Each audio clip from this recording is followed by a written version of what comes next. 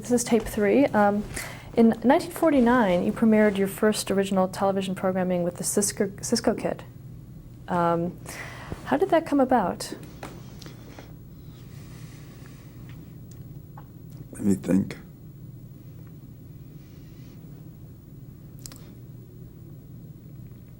In 1929, there was a film called In Old Arizona. And Cisco Kid was in it. And I saw it.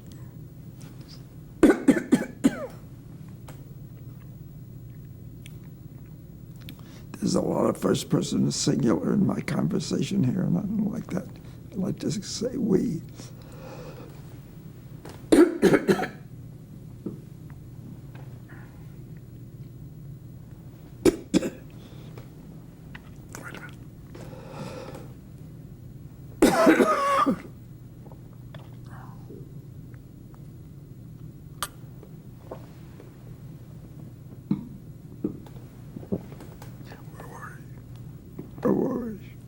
We're talking about Cisco Kid, and you had seen the movie when you were younger? You said, how did it come about? Better to can you stop your tape? Certainly. We have speed. Okay, we were talking about the Cisco Kid on film when we cut. Can you tell me how the show came about? How you took it from radio to television? Well, we did almost the same stories in the same manner. Cisco is the hero. He succeeded every time. But we had to have plenty of action. We had to have broken wheels. A pretty girl in the carriage. Remember Angie Dickinson when she was about 17 or 18?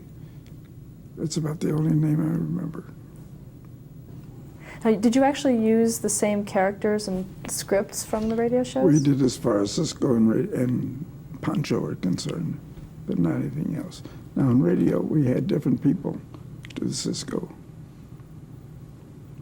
Walter Mather was the Cisco Kid in the radio studio, while Duncan Ronaldo was a Cisco Kid in television. How did you cast the Cisco Kid in television? Well, Duncan was an obvious choice. We had no choice about him. But we wanted to get Leo Carrillo in there because he was about 75 years old and remarkable on a horse. He could ride as well as anybody. I remember he invited me to ride alongside him in the Rose Bowl parade. I said, Leo, you're the only one who can sit in the saddle for 5 hours. So did you? I didn't. You didn't? While the show was on television, did the radio show continue? No, we stopped the radio show and started the television show because the sponsor couldn't afford to carry both. Who was the sponsor? Well, having said that, I shouldn't divulge the name of the sponsor. Okay. Talk about the role in violence in Westerns. How did that? Well, there was always too much violence. If you're opposed to violence, then you're sunk in the beginning. But the kids loved it, and as long as nobody got killed and nobody got hurt, and we did it. The Cisco Kid pilot was shot at Pioneer Town, which is high above Palm Springs. The only thing that remains there is the Chinese restaurant. We piloted the Chinese restaurant at the beginning and end of Cisco. And Leo he always knew the Chinese vendor. Now, were all the shows filmed in California? Yes. Did you have a studio there at the time? Yes. How are the shows written? How are the shows written? How are they written? Yeah, who wrote them? Well, you mean, do I sit down I always did it with one finger. I never learned the keyboard. Now, did you write the scripts yourself? I wrote the first one. First one? See, if you write the first one, you make an hour script for a half-hour show, then you've got enough different material in there to... I didn't write all of them, but I wrote many of them. Did you have an idea when you first started of what the episodes would be as you went on? Sure. Typical television stuff.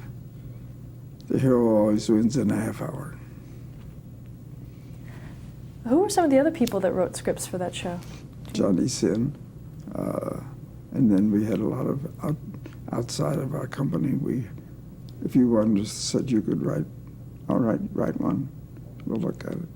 If we like it, we'll give you a second one, and the third one, and the fourth one. So that's the way we selected writers. How about I might tell you right now that our best writers were Lawrence and Lee, who wrote Inherit the Wind. Was this their first television? Well, it was everybody's first television, including mine. How did you know what to do, production-wise? You just know. I don't know how to tell you that. If I knew the answer to that one, I think I'd put in a book. And you also filmed the shows in color. Why was that? Well, I was sure that color would come, although Technicolor told me that if I shot it in Technicolor, that their film would not be adaptable for television. And Eastman told me that I was using the wrong color film. But I shot it anyway in 16mm color because I was confident that color would come.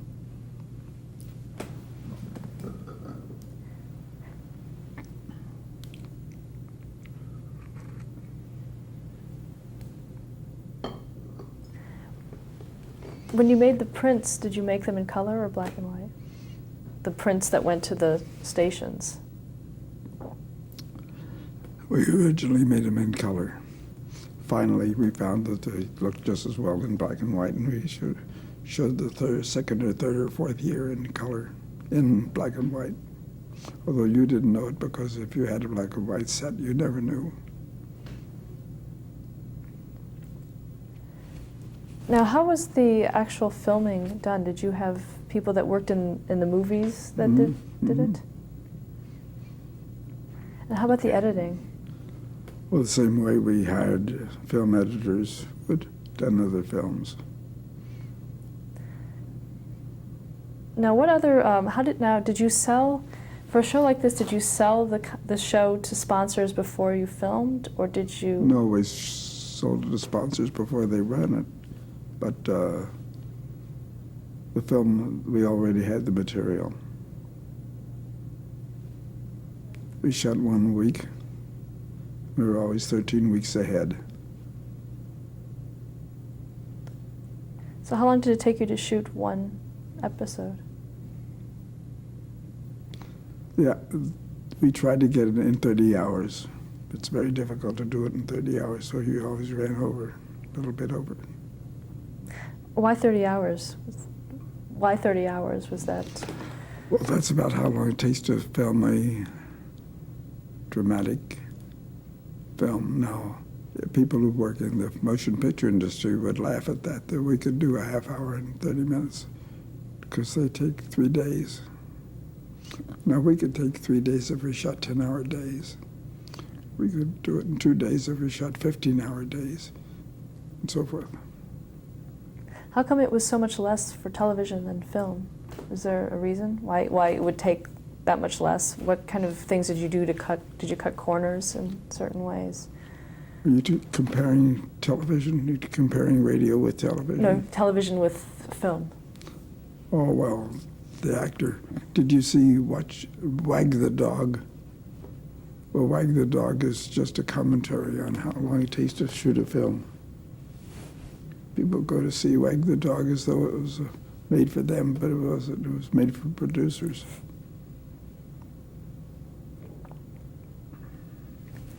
Go ahead. Next question. Okay. This show did very well, Cisco Kid. Cisco did very well, yes. Now, where did it air? What kind of stations would air it? Every kind of station. Wherever the sponsor had a half-hour good time. What kind of ratings did it get? Well, I'd have to go to the book and read the ratings to you. So if you want me to cover it, I'll get the book. Well, we can do that later. Did you have a lot of research and audience kind of numbers that you based the sales on? Yeah. Did you have a demographic handle on who was watching the show? No, as long as the television was being watched and the ratings were approved, why, we really didn't know if they were men, women, or children, or all of the above. Did you care? Not really. Now, what was your opinion of the networks at that time, now that you had a hit show on? Did things get a little bit worse with the networks? No, our relation with the networks were always antagonistic. Now, who did you deal with at the networks? Did you, Well, we didn't deal with the networks if we could avoid it. Did they try to influence stations not to run the show? I think so. But you don't know for sure? Or? You see, you're getting into FCC material now. Did networks try to buy the Cisco Kid? No, not really. The networks did try to buy Sea Hunt. I remember that. Because one network particularly wanted to Sea Hunt. A network that, after 13 weeks, we had high ratings. And they won Sea Hunt with Lloyd Bridges. And while you were running Cisco Kid, you were also president of your company. How were you able to juggle all of those different responsibilities? Well, for the most part, I was not in the studio at the time the film was being made. They might have been at Pioneer Town. I never went on location with Cisco. So how did you spend the day-to-day? What was a day-to-day schedule like for you? Well, you evidently had several brackets in mind when you thought about being president of the company. So shooting the pilot is only one of them, or shooting the film is only one of them. Now, were you basically involved in creating the shows and sort of getting them started and then letting them kind of run independently of you? Is that how you did it? That's true in Cisco. In many of them, wasn't ever involved, thoroughly involved. If you mean thoroughly involved, if you mean being on location directing, I did not direct. If you referred to the first episode that I wrote, you had all that I could give you. Did that pretty much set the stage for the rest of the shows? Yes. So then were you mostly involved in the sales aspects of your company? No, I was mostly involved in money, because it takes a lot of money to do it, to be 13 weeks ahead. It takes an awful lot of money. Your company was known also for being able to produce shows for relatively inexpensively. We had to do it inexpensively, because that's all the sponsor would pay. Now, how were you able to do that? And what By kind trying to come in under 30 hours. Time is the big enemy of the cost of production. But the reason I ask about Wag the Dog is it's aimed directly at the fellow with the bankroll. Usually the producer is in that position, but I was never producer. Babe Unger was producer.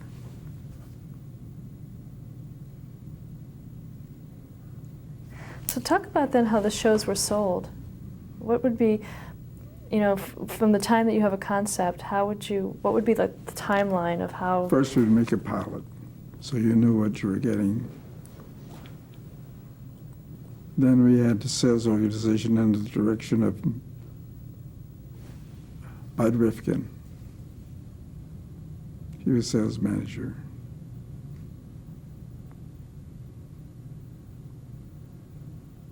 And how was it structured from there? And the salesman made the sale, and then we sent in a serviceman when the show actually started on the air, so that we were with the sponsor. And we got him to promote, tune in station such and such at such and such time and watch the Cisco Kid. That kind of advertising. Were there sales territories? Yes. How big would you say the sales force was? I can't give you a figure because it was different every month, or every 2 months, or every 6 months. Some would quit, some would be fired, some would be hired, so forth. How were pilots screened for prospective customers? I didn't hear. How were the pilots screened for prospective advertisers? A portable way. We'd walk in the sponsor's office, and if he was interested in seeing it, he wanted to see it on his screen. We walked in with the screen in one hand and a what do you call A projector? not the projector. Actually, it is what you project, but it wasn't called the projector. There's another name for it. I can't think of the name. Go ahead. And how successful was the sales force? You're asking me about our first show in television. First place, a lot of people weren't convinced, a lot of advertisers were not convinced that television was a good medium. And there weren't a lot of television sets. But we finally helped sell a lot of sets. With the Cisco Kid? Sure. Now, when you screened the pilot for prospective advertisers, did you screen it in color or black and white? Black and white. It doesn't make much difference because you get the idea. The pilot is just supposed to give the idea of what's going to happen. What were the most types of sponsors for the Cisco Kid? Well, as I told you, Interstate Bank, we took the 11 western states and Cincinnati and Chicago. Other sponsors were all over the map, every kind of sponsor you can think of. Now, was the cast part of the promotional efforts for some of these companies? Did they film, let's say, an Duncan, ad? as a Cisco Kid, would appear in their town dressed in a Cisco uniform and his Cisco horse, or horses, because we had 3 or 4 or 5. I don't remember how many, because that fluctuated also. Was this part of their contracts with you? Yes. Now, did you pay? Talk a little bit too about how the shows were distributed. Now, once they were filmed, what happened to the film to get them to the right stations? You mean once a negative was cut? Mm-hmm. Then did you make prints? Yes, we made a lot of prints, and we had a department. In fact, if you want to go over and see what's left of it, because the company's been sold to United Artists, and I'm no longer involved. And Cincinnati is no longer involved. Our building department, our bookkeeping department, our shipping department, and our examination of scripts, and just not scripts, but prints, the examination of prints, because before a print goes out, you have to make sure that it's in good shape, that the sprocket holes are all fixed, and anything else is fixed, because film breaks. Go ahead. Now, how did they?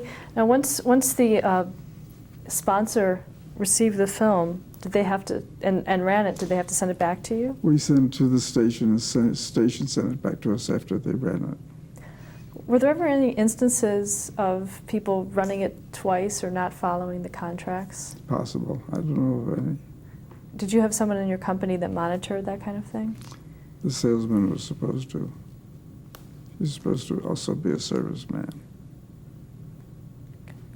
Let's talk about some other shows that you produced. I Led 3 Lives. Describe that show. I Lived Three Lives was a story of Herb Philbrick, who worked for the FBI, not the FBI, but just the FBI, now that I think of it. He worked for the FBI, and he was a member of a Communist Party for the FBI.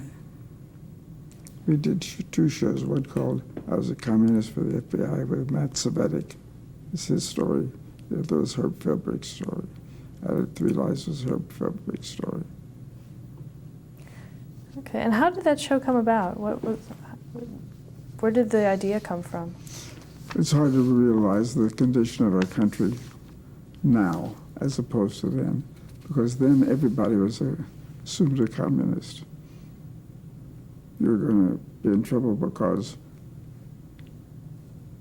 you and your communist buddies are going to blow up the federal building.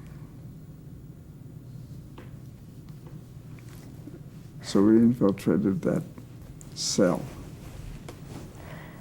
Now, did people question the show because it had to do with communism? Some did, but we didn't have much of that because the entire country was opposed to communism.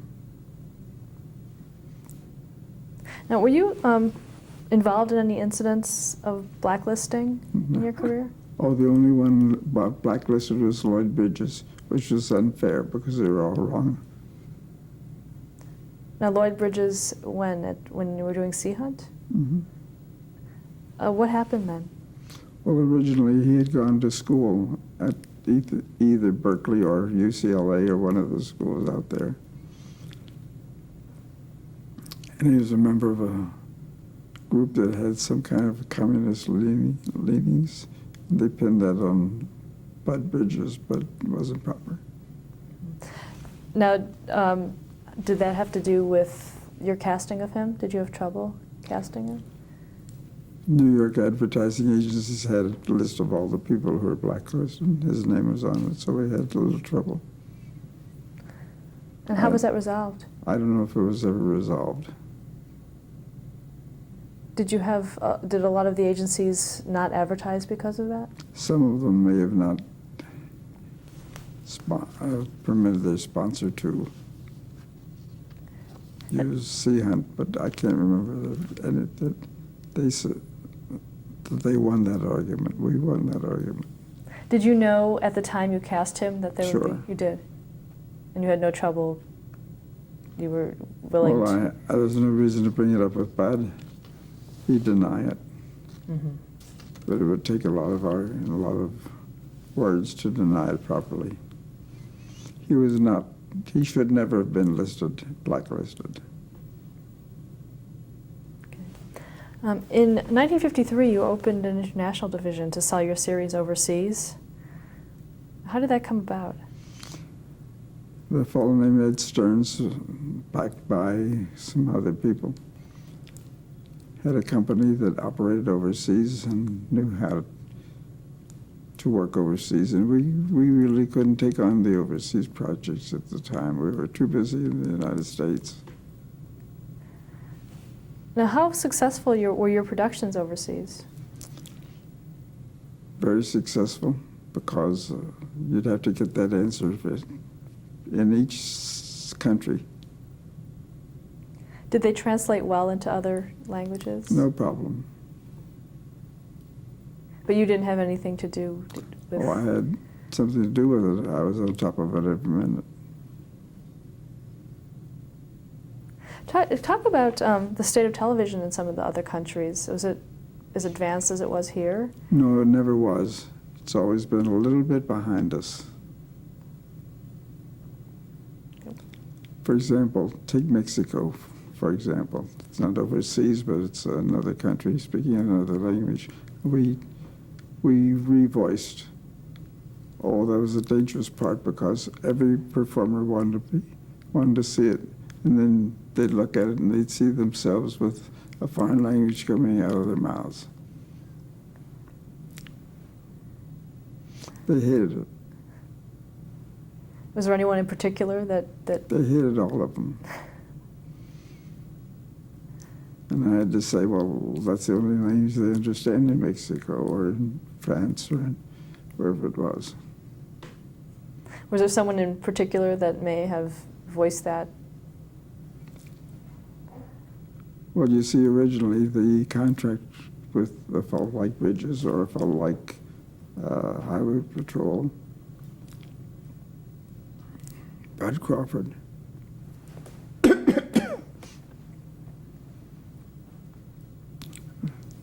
I'm the one who contacted them in most cases, not in all cases. And I advised them in the beginning, and the contract showed that I had Go ahead.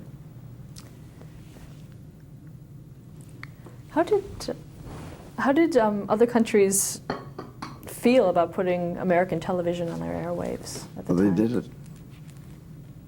I don't know if we can. I don't know if we have the information about how other countries did it. Okay. And also, talk about in 1954, you formed Economy TV as a subsidiary. That was to resell, and there's sometimes an additional title, a program that had already run in their city.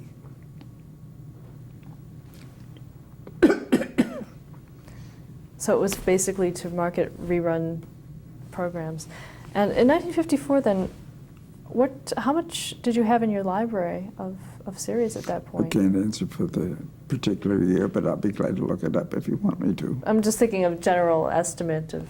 It might have been.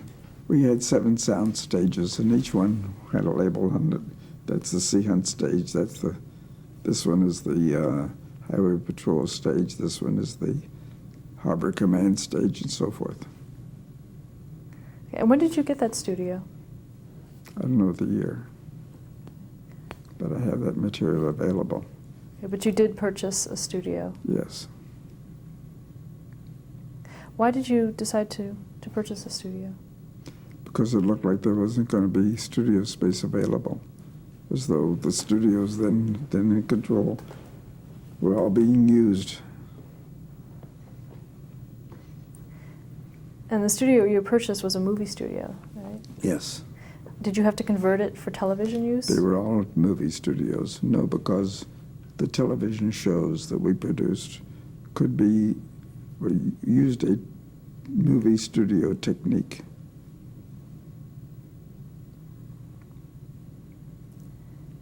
Okay, and with the formation then of Economy TV, you started also packaging your programming for syndication.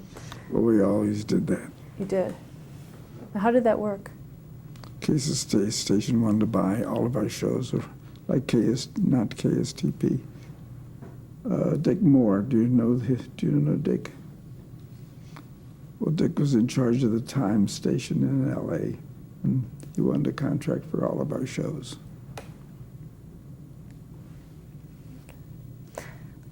You also, around that time in '54, you syndicated the Red Skelton Show on radio. I guess Red made it available to us. I'm trying to remember the details. Were those older shows? Is that what you were using, or did he create new shows for you? No, as I remember, there were shows that he had already run. Okay, and you were able to purchase those? Okay. Was there any clause in his contracts regarding his appearances on television, since he was, if you had the radio show? His contract with who? With you, as far as how you could use the Plenty. radio show? I don't know what his contract said. Okay. Let's stop here to change the tape.